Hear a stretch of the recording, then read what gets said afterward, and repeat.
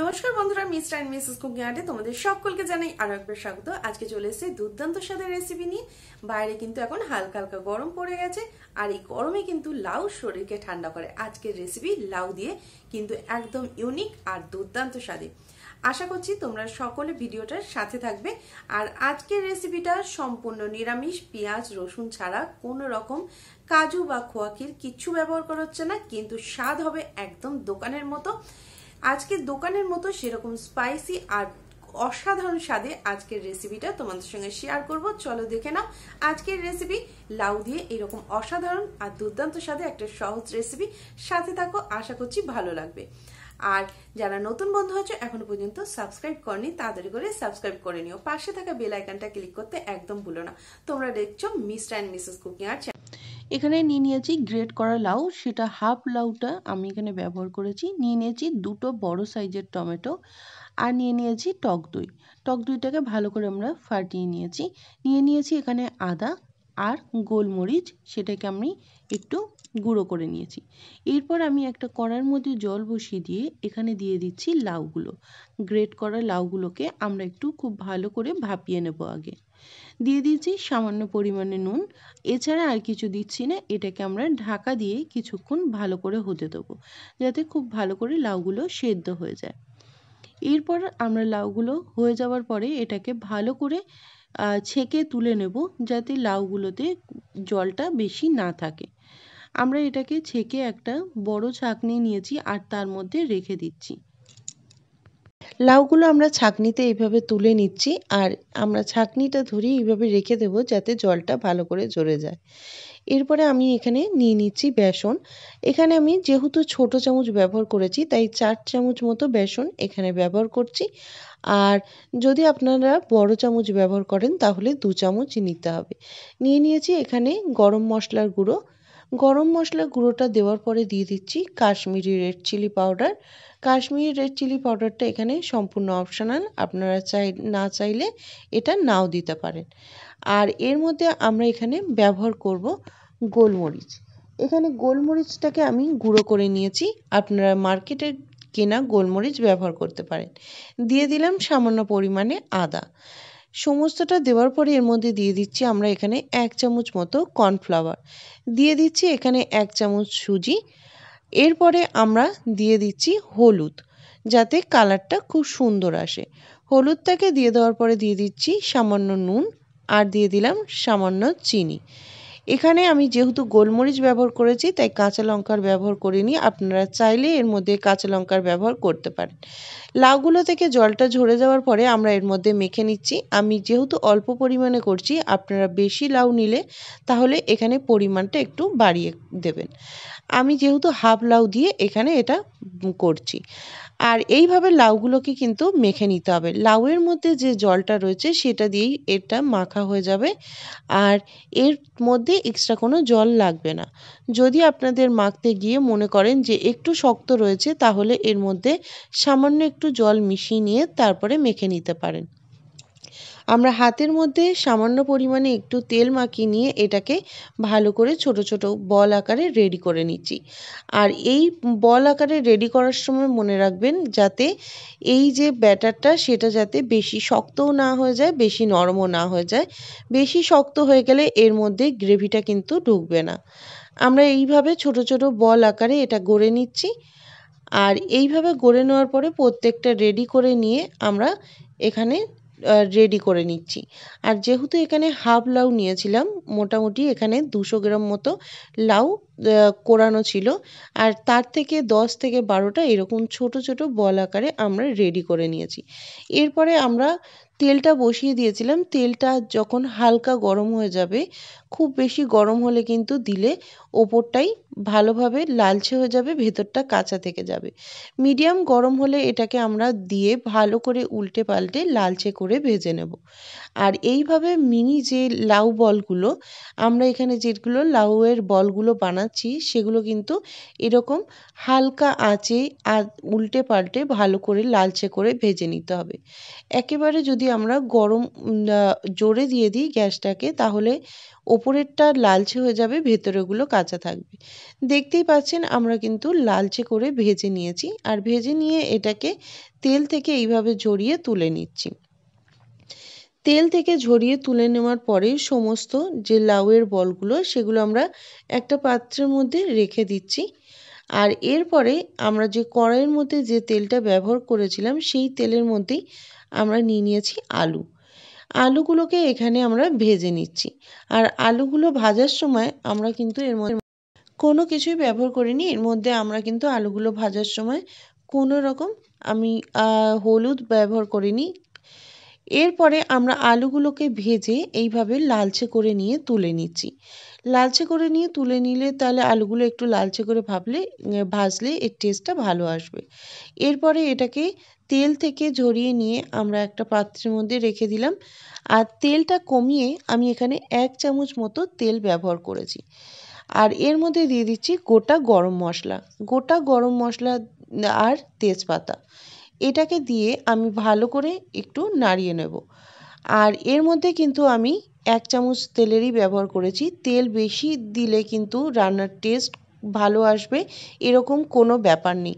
কম তেলেও কিন্তু রান্নার টেস্ট লাগে দুর্দান্ত আর অসাধারণ। আমরা আদাটাকে দেওয়ার পরে এটাকে ভালো করে কষিয়ে নিচ্ছি যাতে আদার খুব সুন্দর একটা ফ্লেভার আসে। দিয়ে দিলাম কাঁচা লঙ্কা। এরপরে দিয়ে দিলাম বড় 2টো টমেটো। এখানে টমেটো আমরা 2টো বড় সাইজের টমেটো নিয়েছি। আর নেওয়ার পরে টমেটোটাকে ভালো করে এইভাবে নাড়তে থাকবো। আর যেহেতু আমরা বানাচ্ছি একদম খুব গাঢ় ঘন, আর গ্রেভিটা হবে একদম রেস্টুরেন্ট স্টাইলের মতো, তাহলে অবশ্যই সাথে থাকতে হবে। আর আমরা এর মধ্যে কি অ্যাড করেছি কাজু ছাড়াই, অবশ্যই সাথে থাকো, তোমরা এটা দেখতে পাবে। আমরা এইভাবে টমেটোটাকে নাড়তে থাকবো যাতে টমেটো থেকে খুব ভালো একটা গন্ধ বার হয়, কাঁচা গন্ধটা যাতে না থাকে, আর টমেটোটা থেকে যাতে তেল ছেড়ে দেয়। এইভাবে কন্টিনিউ টমেটোটাকে খুব ভালো করে নাড়তে হবে। আর এইভাবে নাড়তে নাড়তে এর কালারটা কিন্তু দুর্দান্ত আসবে। আমরা দেখতেই পাচ্ছ টমেটোর সাইড থেকে দেখতেই পাচ্ছ তেলটা ছেড়ে দিচ্ছে। আর এইভাবে আমরা মিডিয়াম আঁচে এটাকে নাড়তে থাকলে টমেটোটা কিন্তু তলায় লেগেও যাবে না, আর খুব সুন্দরভাবে রেডি হয়ে যাবে। আমরা কিছুক্ষণ এই টমেটোটা রেডি করে নিচ্ছি। আর এরপরে টমেটোটা অর্ধেকটা হয়ে যাওয়ার পরে দেখতেই পাচ্ছেন অনেকটাই কিন্তু টমেটোর থেকে জলটা শুকিয়ে এসছে, আর সাইড থেকে তেলও ছেড়ে দিয়েছে। এইভাবে টমেটোটা সাইড থেকে তেল ছেড়ে দেওয়ার পরে আমরা ভালো করে এটাকে একটু নাড়িয়ে দিচ্ছি। রান্নাটা যতটা মশলাটা ভালো কষানো হবে এই রান্নার টেস্ট কিন্তু ভালো আসবে। তাই অবশ্যই ভালো করে মশলাটা কিন্তু কষিয়ে নিতে হবে। এরপরে দিয়ে দিচ্ছি হলুদ, আর দিয়ে দিলাম এর মধ্যে যেগুলো নর্মাল আমাদের রান্নাঘরে যে মশলাগুলো ব্যবহার করি সেগুলোই এর মধ্যে অ্যাড করছি। দিয়ে দেব এর মধ্যে ধনে গুঁড়ো আর জিরে গুঁড়ো। দিয়ে দিচ্ছি কাশ্মীরি রেড চিলি পাউডার যাতে কালারটা আরও সুন্দর আসে। আর কাশ্মীরি রেড চিলি পাউডারটা সম্পূর্ণ অপশনাল, কালারটা যাতে আরেকটু সুন্দর আসে যার জন্যে এখানে কাশ্মীরি রেড চিলি পাউডারটা ব্যবহার করা হয়েছে।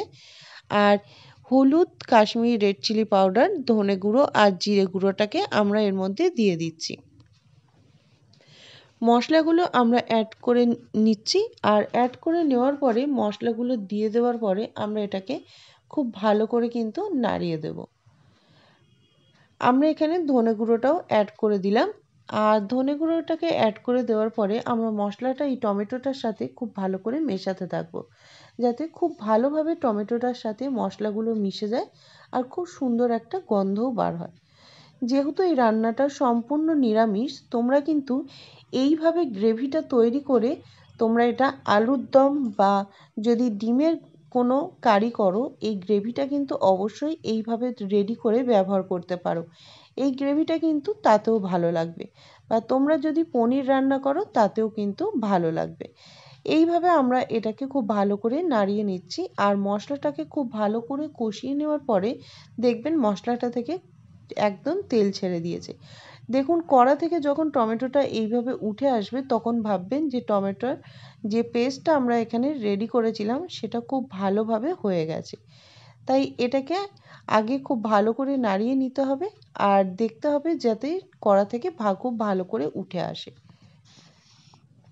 আমরা এটাকে কড়া থেকে খুব ভালো করে মিশিয়ে নেওয়ার পরে এর মধ্যে আমরা যে টক দইটাকে খুব ভালো করে ফাটিয়ে রেখে দিয়েছিলাম সেটাকে আমরা এর মধ্যে অ্যাড করব।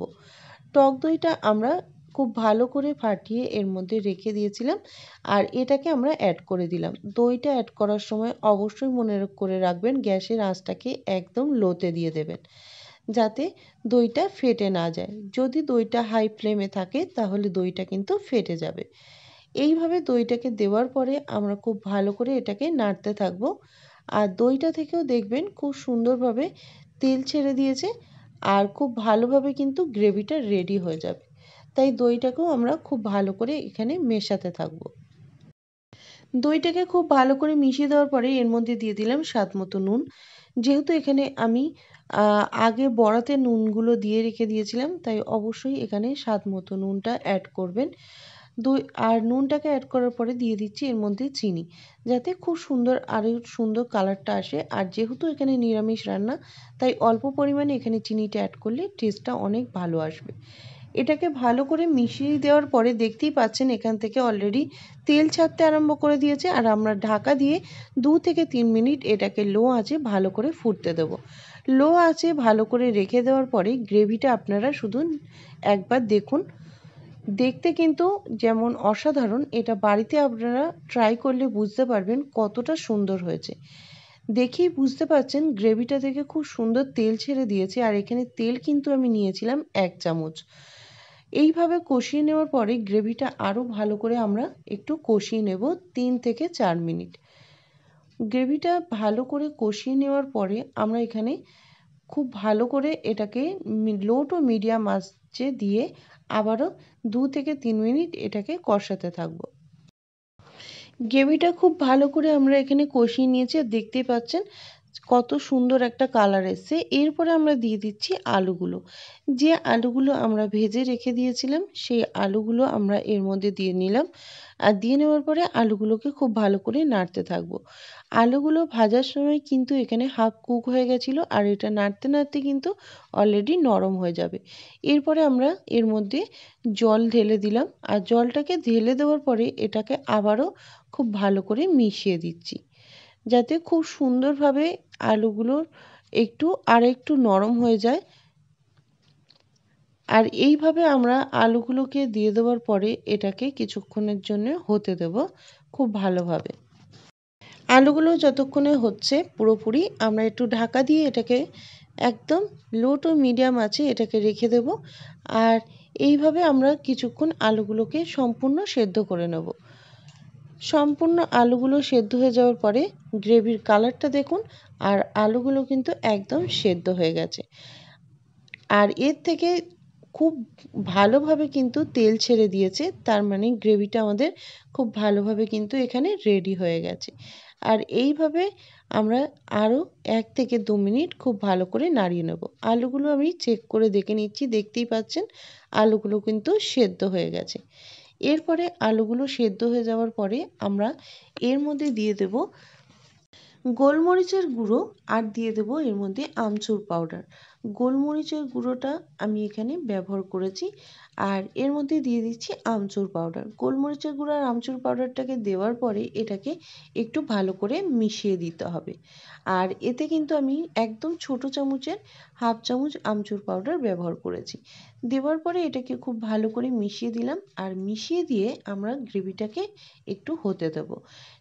আমরা গরম দুধের মধ্যে ভিজিয়ে রেখে দিয়েছিলাম তিল, চালমগজ আর নিয়ে নিয়েছিলাম কিশমিশ আর একটা এলাচ। সমস্তটাই এখানে ভিজিয়ে রেখে দিয়েছিলাম, সেটাকে খুব ভালো করে মিহি করে পেস্ট করে নিয়ে আমরা এই গ্রেভিটার মধ্যে ঢেলে নিলাম।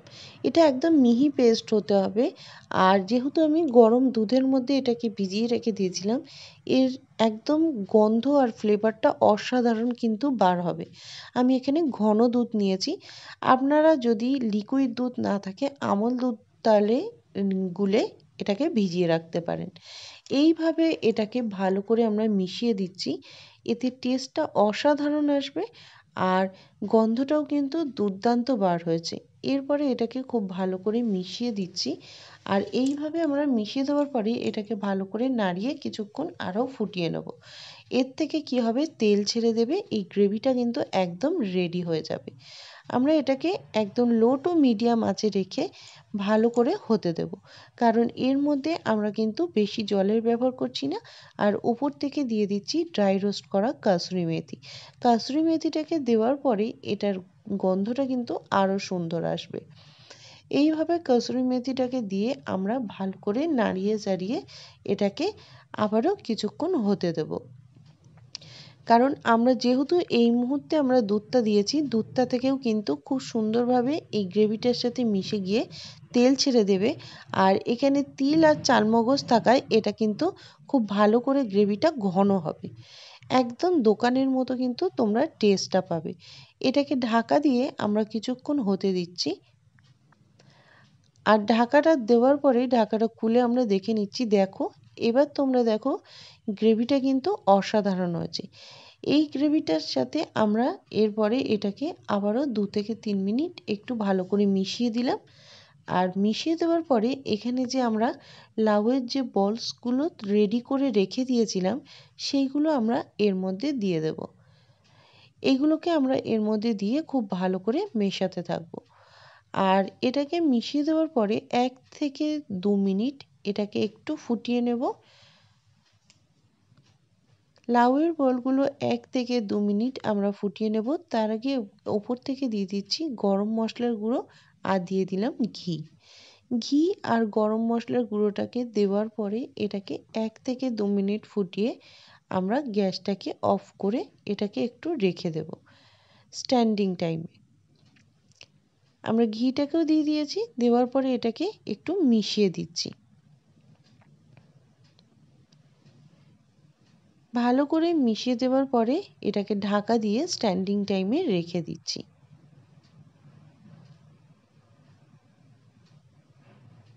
ভালো করে এটাকে স্ট্যান্ডিং টাইমে রেখে দিয়ে আমরা দেখুন ঢাকাটা খুলে দেখে নিচ্ছি।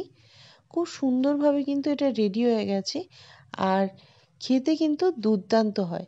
অবশ্যই এইভাবে লাউ দিয়ে এরকম মিনি বল লাউয়ের রেসিপি অবশ্যই একবার ট্রাই করে দেখুন, এটা খেতে কিন্তু অসাধারণ হয়। আর এইভাবে একটু রেখে দিলেই কিন্তু এই বলসগুলো একদম নরম হয়ে যাবে, খুব সুন্দরভাবে রেডি হয়ে যাবে। আমরা একটা পাত্রের মধ্যে এটাকে ঢেলে নিচ্ছি, সমস্তটাই কিন্তু একটা পাত্রের মধ্যে ঢেলে নিচ্ছি। এগুলো আপনারা রুটি, লুচি, পরোটা বা রাইস, পোলাওয়ের যে কোনোর সাথেই কিন্তু এটা পরিবেশন করতে পারেন। খেতে কিন্তু দুর্দান্ত লাগে। আর এটা যেহেতু খুব সামান্য উপকরণ দিয়ে বানানো, তো এইভাবে অবশ্যই একবার ট্রাই করবেন, আশা করছি খুবই ভালো লাগবে। আজকের এই রেসিপিটা যদি ভালো লেগে থাকে তাহলে অবশ্যই একটা লাইক করে দেবেন, আর অতি অবশ্যই কমেন্টের মাধ্যমে জানাবেন যে কেমন লাগলো আজকের এই রেসিপিটা।